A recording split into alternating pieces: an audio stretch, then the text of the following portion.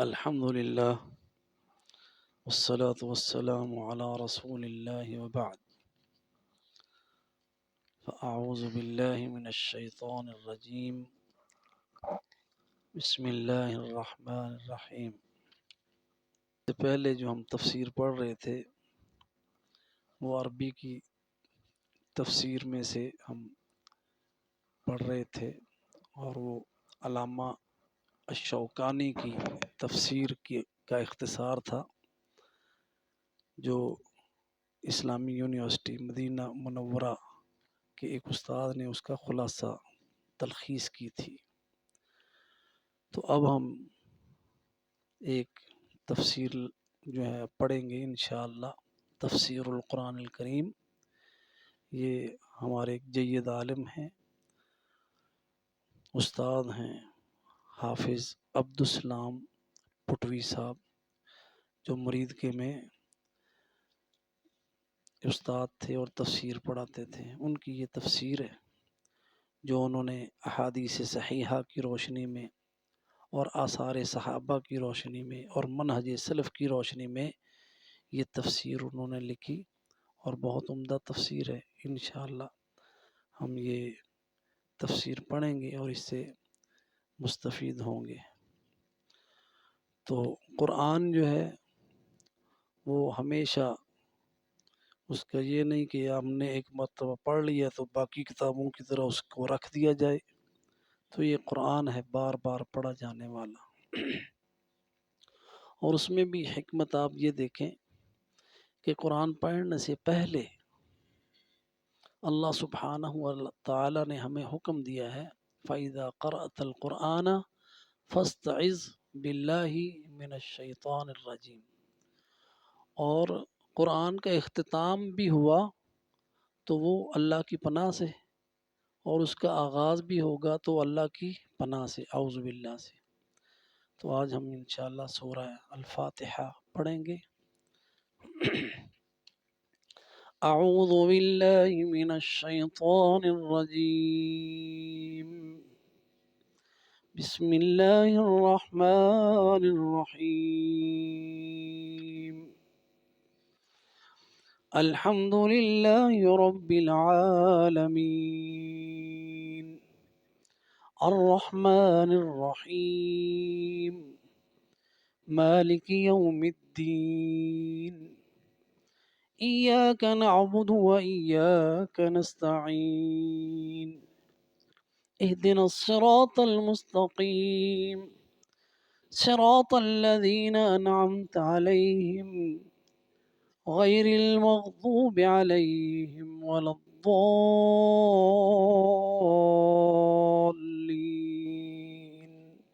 آمین۔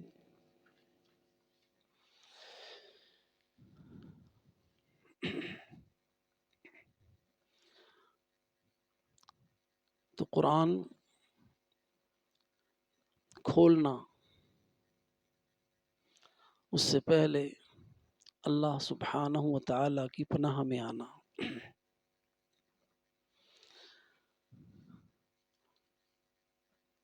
فَإِذَا قَرَأْتَ الْقُرْآنَ فَاسْتَعِذْ بِاللَّهِ مِنَ الشَّيْطَانِ الرَّجِيمِ۔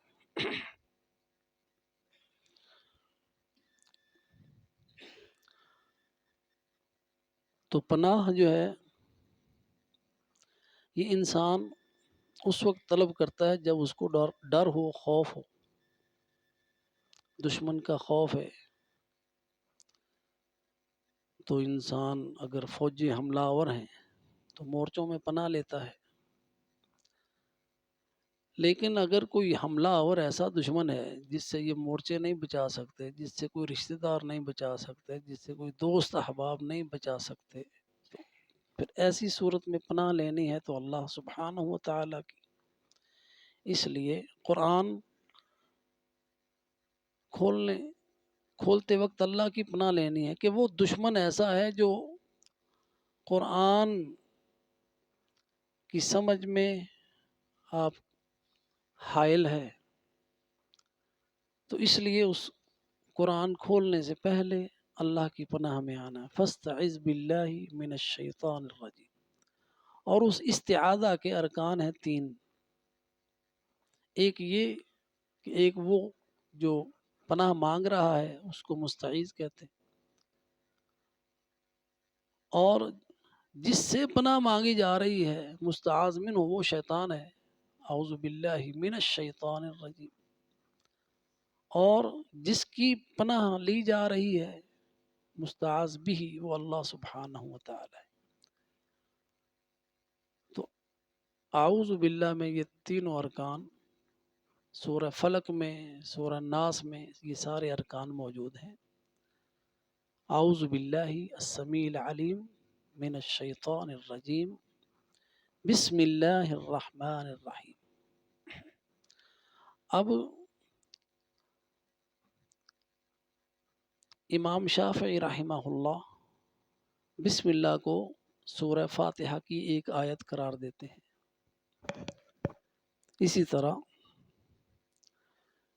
اور ائمہ کا بھی یہ موقف ہے، لیکن امام مالک اور امام احمد بن حنبل جو ہے وہ الحمدللہ رب العالمین کو پہلی آیت قرار دیتے ہیں۔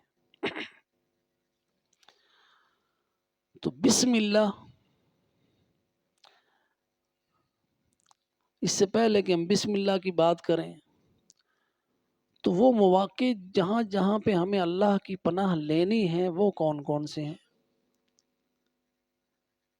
پہلا تو یہی ہے کہ جب قرآن آپ نے کھولا ہے، پڑھنا شروع کیا ہے، تو پڑھنے سے پہلے اعوذ باللہ، بسم اللہ، اس کے بعد پھر قرآن کی تلاوت ہے۔ دوسرا موقع وہ ہے جب انسان غصے میں ہو، عند الغضب، کیونکہ اس وقت شیطان انسان کے اندر داخل ہو چکا ہوتا ہے، اور غصے کی حالت میں انسان سب سے احمقانہ فیصلے کرتا ہے، بے وقوفی کے۔ ہمارے پاس جتنے مسائل آتے ہیں نا، حضرت جی طلاق دے دی ہے، کوئی سانو دسو حل، غصے چ کہہ بیٹھے ہیں طلاق طلاق طلاق۔ تو شیطان کا سب سے بڑا حملہ یہ ہوتا ہے کہ وہ جو ہمارا خاندانی نظام ہے نا اس کو تباہ کرے۔ تو اس سے پناہ مانگنے کے لیے نبی صلی اللہ علیہ وسلم نے 2 شخص دیکھے جو لڑ رہے تھے، رگیں پھولی ہوئی، غصے سے لال پیلا ہو رہا ہے، آنکھوں سے انگارے برس رہے ہیں۔ آپ نے فرمایا کہ اگر یہ ایک کلمہ کہہ دے تو جو کچھ ہے اس کا سارا غصہ اتر جائے۔ تو صحابہ نے پوچھا کون سا کلمہ ہے؟ آپ نے فرمایا اعوذ باللہ من الشیطان الرجیم۔ تو تیسرا موقع جہاں پہ شیاطین حملہ آور ہوتے ہیں اور وہ ان کا گھر ہے اور وہ ہماری لیٹرین ہے، گندگی وہ پسند کرتا ہے، گندی جگہوں پہ رہتا ہے، اس لیے زیادہ تر انسان کو جو نقصان ہوتا ہے نا وہاں پہ ہوتا ہے۔ اگر اللہ کی پناہ مانگے بغیر جاتا ہے تو اس کو جن چھو بھی سکتے ہیں، جادو کا اثر بھی ہو سکتا ہے، اس کے اوپر نظر کا اثر بھی ہو سکتا ہے، یہ سارے شیطانی اثرات ہیں۔ تو اس سے بچنے کے لیے نبی صلی اللہ علیہ وسلم کی سنت کے مطابق اللہم انی اعوذ بک من الخبث والخبائث، اللہ میں تیری پناہ میں آتا ہوں خبث سے بچنے کے لیے اور خبائث سے بچنے کے لیے۔ خبث جو ہیں وہ ہیں مرد شیاطین، ان کے جو نر شیطان ہیں، تو جو خبائث ہیں وہ جننیاں ہیں، تو وہ سارا کنبہ ادھر اکٹھا ہوتا ہے۔ تو ان سے بچنے کے لیے اللہم انی اعوذ بک من الخبث والخبائث۔ تو اب جو ہم نے بالکل متصل بنانے شروع کر دی نا حمامات، اس کا نقصان بھی ہے، اس کا دروازہ بند رکھنا چاہیے۔ تو ایک اور موقع جو ہے جو انسان شیطان کا نشانہ بنتا ہے وہ ہے جب وہ اپنے وظیفہ زوجیت ادا کر رہا ہوتا ہے۔ اس لیے وہاں پہ ہمیں یہ ذکر سکھایا گیا اللہم جنبنا الشیطان وجنب الشیطان ما رزقتنا، اللہ شیطان کو ہم سے دور رکھ اور جو ہمیں اولاد دے اس سے بھی شیطان کو بچا کے رکھ، شیطان سے اس اولاد کو بھی بچا کے رکھ۔ تو اسی طرح سنت مطہرہ سے یہ مواقع ثابت ہیں۔ تو جو جاہل لوگ ہیں وہ شیطانوں کی پناہ مانگتے ہیں، اس کا ذکر اللہ تعالیٰ نے سورہ جن میں کیا ہے، اِنَّهُ كَانَ رِجَالٌ مِّنَ الْإِنسِ يَعُوذُونَ بِرِجَالٍ مِّنَ الْجِنِّ فَزَادُوهُمْ رَهَقًا۔ تو اللہ کی پناہ میں آنے کی بجائے جو اللہ پر ایمان رکھنے والے نہیں ہیں وہ شیاطین کی پناہ مانگتے ہیں۔ عرب میں لوگ جاتے تھے نا جب سفر میں، تو ویرانے میں، ویرانہ بھی ان کی اماج گاہیں ہوتی ہیں، جو گھر ویران ہے وہاں بھی شیاطین ہوتے ہیں، تو وہاں جب جاتے تو وہ جنوں کی پناہ مانگتے تھے کہ اس وادی کے جن کی پناہ، اور جن جو چوڑے ہو جاتے تھے۔ سورہ جن میں اللہ تعالیٰ نے یہ بات بتائی۔ تو ہمیں اللہ کی پناہ میں آنا ہے، اعوذ باللہ من الشیطان الرجیم۔ اس کے بعد جو شخص وظیفہ زوجیت کے بغیر غسل کے، بغیر وضو کے سوتا ہے، وہ شیطان کا نشانہ بن جاتا ہے۔ وہ اپنے آپ کو، یعنی وہ اس کا بالکل ترن والا ہوتا ہے۔ اس لیے نبی صلی اللہ علیہ وسلم نے اس کا ہمیں حکم بھی دیا کہ جنابت کی حالت میں نہ سوئیں، اگر موسم اس طرح کا ہے شدید تو کم از کم یہ کہ وضو کر کے، پھر وہ وضو جو ہے نا یہ ان مومن کا اسلحہ ہے شیطان کے خلاف۔ جو شخص با وضو رہتا ہے اس کے اوپر نہ جادو اثر کرتا ہے، نہ اس کے اوپر کوئی نظر کا کوئی اثر ہوتا ہے، کوئی بھی شیطانی وار اس کے اوپر نہیں چلتا۔ تو ان سے محفوظ رہنے کے لیے انسان کوشش کرے کہ باوضو رہے۔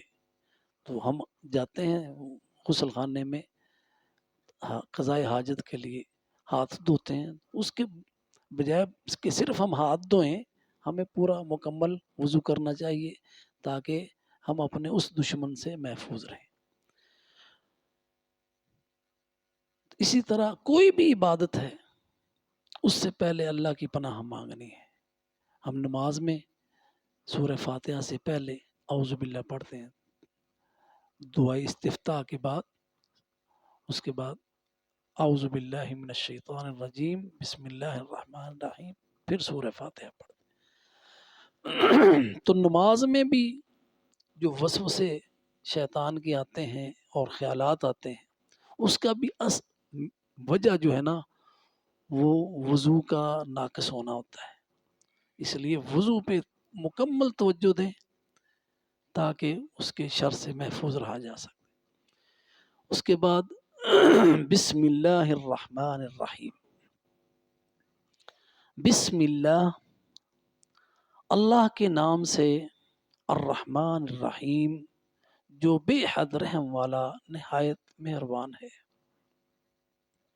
بسم اللہ، اس میں بسم اللہ با حرف جر ہے اور اسم نام اللہ، اللہ ساتھ نام اللہ کے نام سے۔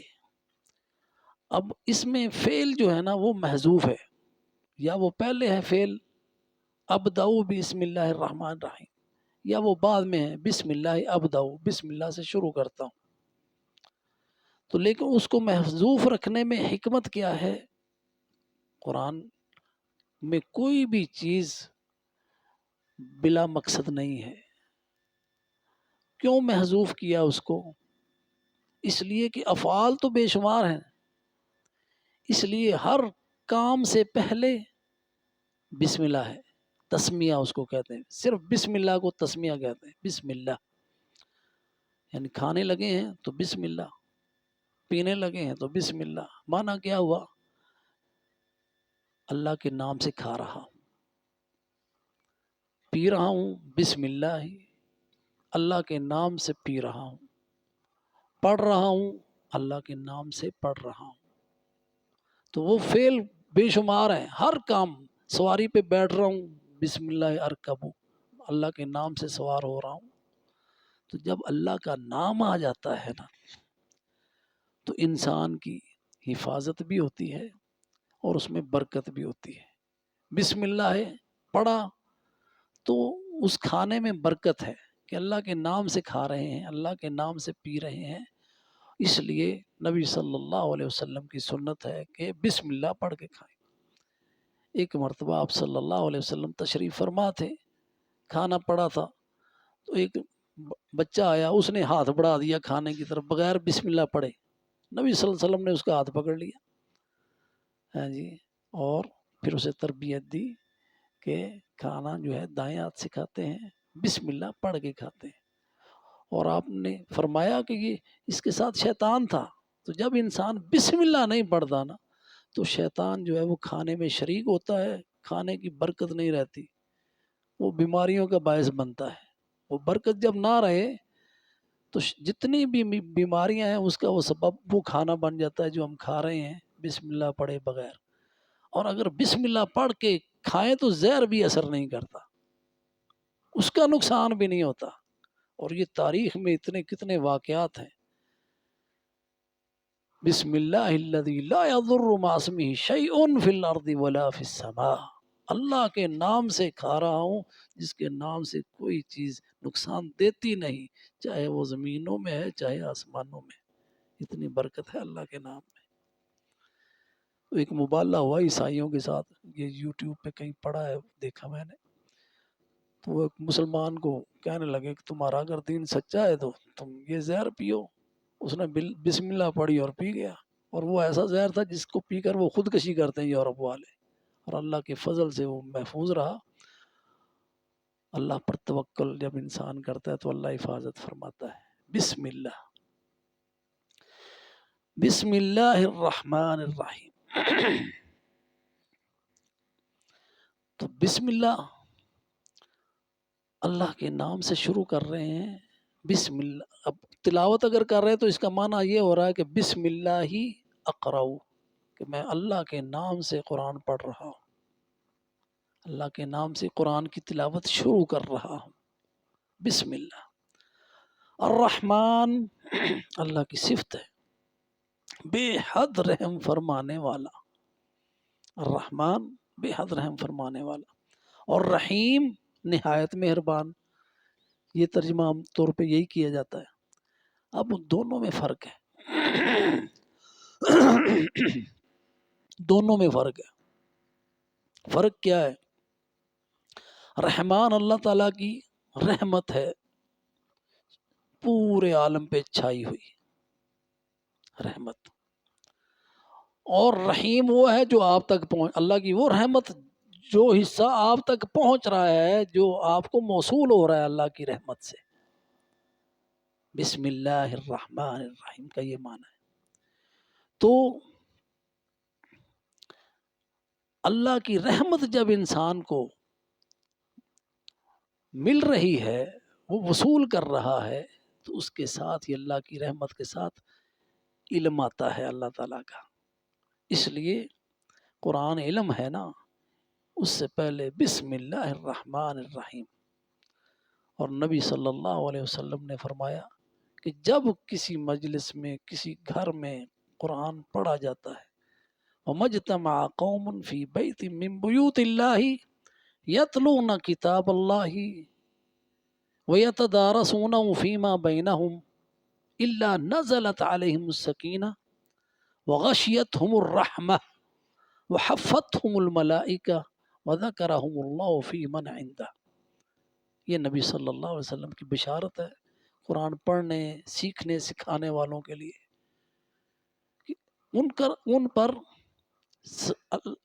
اللہ فرشتے بھیجتا ہے، جہاں بھی اللہ کے گھر میں بیٹھے قرآن سیکھ رہے ہیں، پڑھ رہے ہیں، سکینت نازل ہوتی ہے، اطمینان اور سکون، اور ساتھ میں اللہ کی رحمت آتی ہے.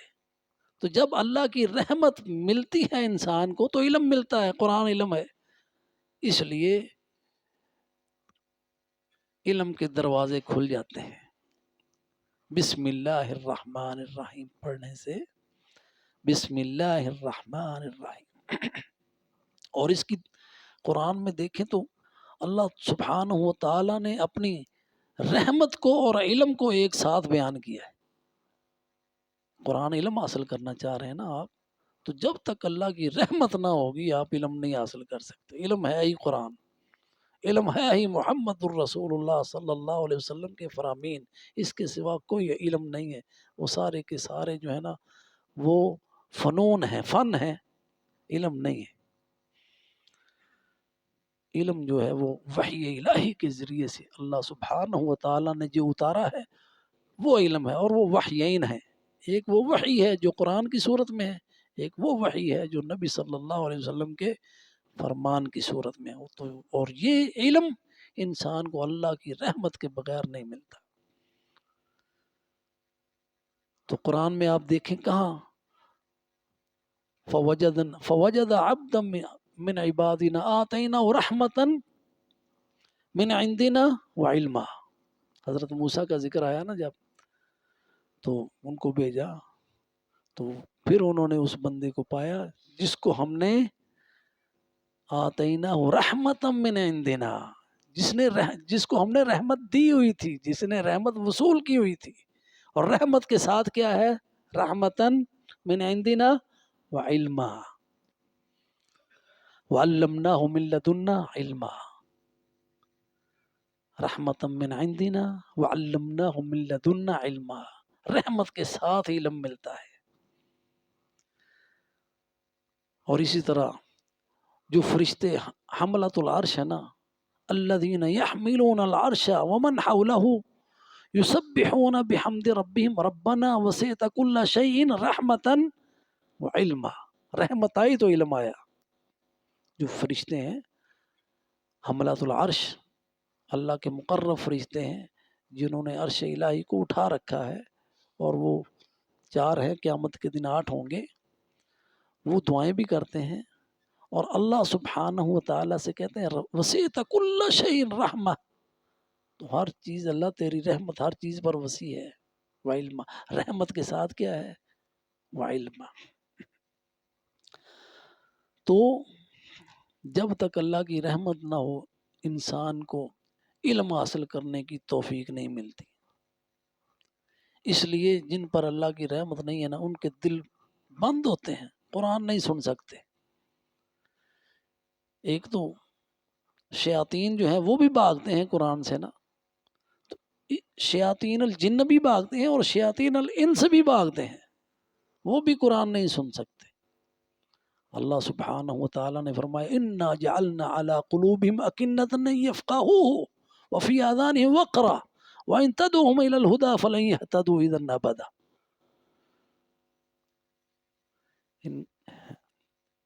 ہم نے ان کے دلوں پہ موریں لگائی ہوئی ہیں، وہ اس کو نہیں سمجھ سکتے. جس پر اللہ کی رحمت نہ ہو وہ قرآن نہیں سمجھ سکتا، وہ قرآن کو وقت نہیں دے سکتا، وہ قرآن کے ساتھ تعہد عہد نہیں کر سکتا، وہ قرآن کے ساتھ بیٹھ نہیں سکتا. تو جس پر اللہ کی رحمت ہو وہ قرآن کھولتا ہے. تو اس پر اللہ کا شکر بھی ادا کرنا چاہیے. اللہ تیرا شکر ہے تو نے ہمیں توفیق دی، ہم تیری کتاب کھول کے بیٹھتے ہیں، اس کو پڑھتے ہیں، اس کو سیکھتے ہیں. بسم اللہ الرحمن الرحیم. اس کے بعد ہے الحمد للہ رب العالمین، سورہ فاتحہ. تو اس سورت کے بہت سے نام ہیں، علماء نے کہا 36 ہیں. تو جتنے نام زیادہ ہیں اتنے اس کی فضیلت زیادہ ہے. اس کی ایک نام اس کا فاتحۃ الکتاب، فاتحۃ الکتاب ہے. فاتحہ مانے کھولنے والی، کتاب کو کھولنے والی. ایک نام اس کا الصلاۃ ہے. صلاۃ، اللہ تعالیٰ نے سورہ فاتحہ کا نام الصلاۃ حدیث قدسی میں رکھا. اس کا نام، اس حدیث کو حدیث تقسیم بھی کہتے ہیں کہ اللہ سبحانہ و تعالیٰ فرماتے ہیں قسمت الصلاۃ بینی و بین عبدی.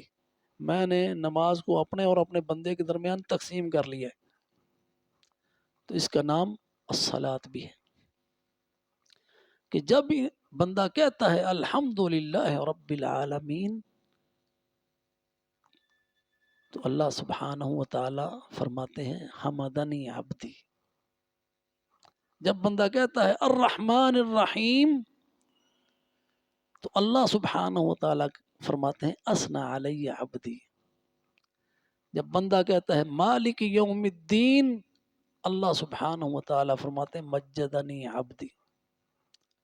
ایاک نعبد و ایاک نستعین، اللہ سبحانہ و تعالی فرماتے ہیں ھذا بینی و بین عبدی ولعبدی ما سأل۔ جب بندہ کہتا ہے اہدنا الصراط المستقیم، اللہ فرماتا ہے ھذا لعبدی ولعبدی ما سأل، یہ میرے بندے کا ہے، جو مانگے گا دے گا۔ پھر اس کے بعد یہ دعا ہے اللہ سبحانہ و تعالی اہدنا الصراط المستقیم صراط الذین انعمت علیہم غیر المغضوب علیہم ولا الضالین۔ تو اس سے یہ معلوم ہوا کہ مکالمہ اللہ کے ساتھ ہو رہا ہے سورہ فاتحہ، اس لیے کوئی نماز نہیں اس کے بغیر، لا صلاۃ لمن لم یقرأ بفاتحۃ الکتاب، کوئی نماز نہیں، اس کو نماز کہا ہے الصلاۃ۔